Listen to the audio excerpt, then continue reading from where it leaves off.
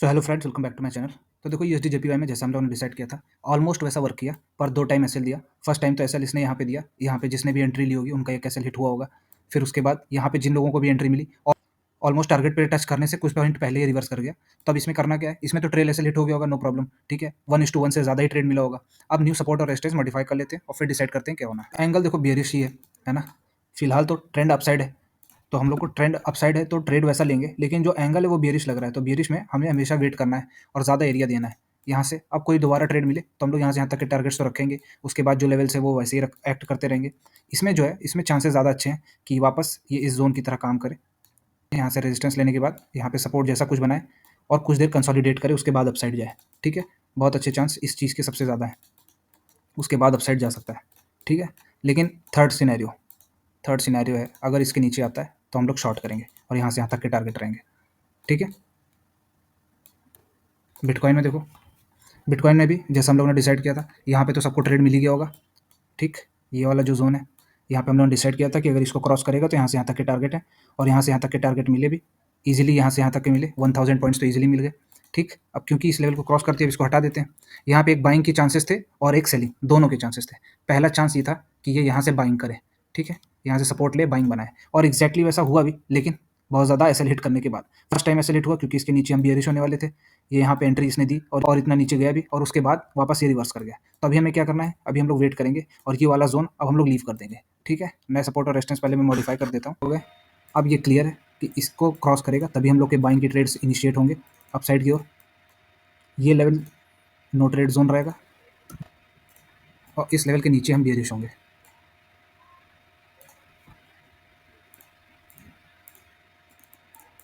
ठीक है, क्योंकि एंगल बियरिश है पर ट्रेंड अपसाइड का है, तो हम लोग वेट करेंगे।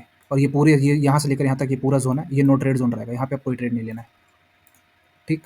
गोल्ड में तो लाइव वाले में आपने देखा ही होगा, हम लोगों ने 1 मिनट में ट्रेड लिया था एक यहाँ पे, और टारगेट यहाँ से यहाँ तक के थे, ऑलमोस्ट वहाँ तक गया है और अब ये यहाँ पे स्टे कर रहा है। टारगेट अभी भी जैसा हम लोगों ने डिसाइड करके रखा है वही रहेगा, और ट्रेल एसएल करते जाएंगे। अब अपना ट्रेल एसएल इस कैंडल के लो के नीचे, ठीक है, तो इस कैंडल के लो के नीचे, और जहाँ तक जाएगा हम इसे रन करने देंगे। इसमें भी जैसा हम लोगों ने बताया था एक्जैक्टली वैसा ही हुआ है। यहाँ पे मैंने बोला था यहाँ पे सपोर्ट का वेट करेंगे, और जैसे ही सपोर्ट जैसा कुछ बनाएगा तो अपसाइड जाएंगे। देखो एक्जैक्टली वैसा ही पैटर्न बना हुआ है, ये रहा, सेम ऐसा बताया था, एक्जैक्टली वैसा ही हुआ है। तो अब मैं सपोर्ट और रेजिस्टेंस मॉडिफाई कर देता हूँ, मैं सपोर्ट और रेजिस्टेंस मॉडिफाई हो गए। अब यहाँ पे जिसने एंट्री नहीं ली है तो वो तो वेट करें, अभी यहाँ पे टारगेट हो जाएगा, उसके बाद ही पता चलेगा कि यहाँ पे ये कैसे एक्ट करता है, यहाँ से रेजिस्टेंस लेता है या अपसाइड और जाएगा, ठीक है। इसके नीचे आएगा तो हम शॉर्ट करना चालू करेंगे और यहाँ से यहाँ तक टारगेट रहेंगे, पर ये कंप्लीटली नहीं, हाफ क्वांटिटी में ही शॉर्ट करना है, और यहाँ से बाइंग की क्वांटिटी हमेशा फुल में रखनी है, क्योंकि ट्रेंड अभी भी अपसाइड गई है।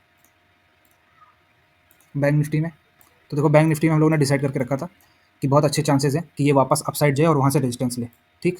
ये वाला पहला चांस था, तो यहाँ तक ये नो ट्रेड जोन था, ठीक। और इस लेवल को क्रॉस अगर करता है और यहाँ से ऐसा कंसोलिडेट करेगा, तो मैंने बताया था इस लेवल को जब तक नहीं क्रॉस करता हम लोग बाइंग इनिशिएट नहीं करेंगे, और ये पूरा जोन नो ट्रेड जोन था, तो एक्जैक्टली ये पूरा नो ट्रेड जोन की तरह एक्ट किया, ठीक है। और अब आपको क्लियर पता चल होगा कि रीज़न क्या था नो ट्रेड जोन बताने का, दिस वॉलेटिलिटी, ये जो वॉलेटिलिटी थी, और इसमें वॉल्यूम्स भी बहुत कम थे। अगर इसे देखोगे तो ये वॉल्यूम्स देखो, वॉल्यूम्स वर वेरी लेस। तो अब इसमें नए सपोर्ट और रेजिस्टेंस में मॉडिफाई करता हूँ। यहाँ पे यहाँ से यहाँ तक आया, और उसके बाद मैंने ये बोला था कि ये यहाँ से पूरा ही डाउन साइड जाएगा, पर यहाँ पे हम लोग गलत हो गए और इसने कंप्लीटली रिवर्स कर दिया। ये हम लोगों का अनएक्सपेक्टेड पार्ट था, पर यहाँ से यहाँ तक का जो मूव था वो एक्सपेक्टेड था, और उसमें एक्जैक्टली इसने यहाँ से यहाँ तक 173 पॉइंट्स दिए हैं, तो ये इनफ हुए होंगे। और ये वाला जोन तो नो ट्रेड जोन था, तो होपफुली किसी ने ट्रेड नहीं लिया होगा। तो अब ये वाला जो जोन है ये नो ट्रेडिंग जोन रहेगा, नो ट्रेड जोन, ये पूरा ही जोन, इसे बड़ा करना पड़ेगा, ठीक है। ये लेवल अब इसको क्रॉस हो जाएगा तभी हम लोग को कंफर्मेशन पता चलेगा। रीज़न क्या है कि ये बना रहा है हेड एंड शोल्डर्स पैटर्न, और chances head and shoulders pattern में क्या होते हैं कि ये वापस यहाँ से डाउन साइड जाए, ठीक, और डीपली भी जा सकता है यहाँ से यहाँ तक के। और जब तक इस लेवल को क्रॉस नहीं करता हम लोग कोई बाइंग की ट्रेड नहीं देखेंगे, ठीक है।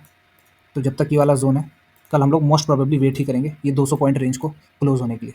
अगर मोस्ट प्रोबेबली इसको क्रॉस कर जाता है तो चांसेस अच्छे हैं कि नया अपसाइड यहाँ से यहाँ तक का दे, पर हम लोग वेट करेंगे लेवल को क्रॉस हो जाए।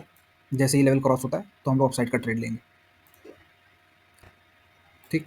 क्रूड में देखो, क्रूड में भी जैसा हम लोगों ने डिसाइड करके रखा था, स्कैल्प के ट्रेड्स ले सकते हैं यहाँ पे, और स्कैल्प के ट्रेड्स मिले, और जब तक ये जोन पूरा क्रॉस नहीं होता तब तक हम लोग कोई मेजर ट्रेड नहीं लेंगे। और अब ये ऑलमोस्ट वैसा ही बना रहा है, क्यों, लाइन चार्ट पे देखो हेड एंड शोल्डर जैसा बना रहा है। कुछ 2 दिन के लिए इसको यहाँ पे कंसोलिडेट करने दो, और जैसे ही कंसोलिडेट करता है और फिर क्रॉस करता है तो हम लोग मेजरली ट्रेड लेंगे, वरना यहाँ पे स्कैल्प अपॉर्चुनिटीज़ ही हैं, और स्कैल्प अपॉर्चुनिटीज़ अपसाइड और डाउन साइड दोनों की रहेंगी, ठीक है। तो इसको अभी भी हम लोगों का डिसीजन वही रहेगा, ओनली स्कैल्प, और ये जोन में जब तक रहता है तब तक नो ट्रेड। सेंसेक्स में भी जैसा हम लोगों ने डिसाइड किया था एग्जैक्टली वैसा प्ले आउट हुआ है। इसमें मैंने ये बोला था ये वाला जो जोन है यहाँ से हम लोग रेजिस्टेंस ले सकते हैं और रेजिस्टेंस के ही चांसेस हैं, तो हम लोग शॉर्टिंग की ट्रेड्स देखेंगे। ऑलमोस्ट शॉर्टिंग के ही ट्रेड्स आए, यहाँ पे एंट्री मिली, यहाँ से यहाँ तक का पहला टारगेट और ये दूसरा टारगेट। इसके बाद चांसेस अच्छे थे कि और नीचे आए, पर ये नीचे आया नहीं। ठीक है, यहाँ पे हम लोग गलत हुए, पर मेजरली 80% हम लोग राइट थे। ठीक, दूसरा चीज़ मैंने ये भी बताया था, अगर ये क्रॉस करता है और यहाँ कंसोलिडेट करता है तो चांसेस बहुत अच्छे हैं कि वापस अपसाइड जाएगा, और एग्जैक्टली यहाँ पे कंसोलिडेट किया है और उसके बाद अपसाइड गया। ठीक, मैं सपोर्ट और रेजिस्टेंस में मॉडिफाई कर देता हूँ। सपोर्ट और रेजिस्टेंस मॉडिफाई हो गए, तो जिस तरह का ये पूरा जोन है ये वॉलेटाइल बहुत है, क्योंकि इसमें स्ट्रेट लाइन अप साइड जा रहा है और उतनी ही स्पीड से डाउन साइड जा रहा है। तो ये जो पूरा एरिया है ये बहुत वॉलेटाइल है, तो यहाँ पे हाफ क्वांटिटी में ही ट्रेड करना जब तक इस पूरे जोन में रहता है। ठीक है, बाकी अगर ये कल खुलता है और इस जोन पे ऐसे क्रॉस करता है यहाँ से, तो अप साइड के ही ट्रेड्स देखने, और अगर इस लेवल के नीचे आता है तो हम लोग शॉर्टिंग के ही ट्रेड्स देखेंगे। ठीक, और ये वाला जोन नो ट्रेड जोन रहेगा।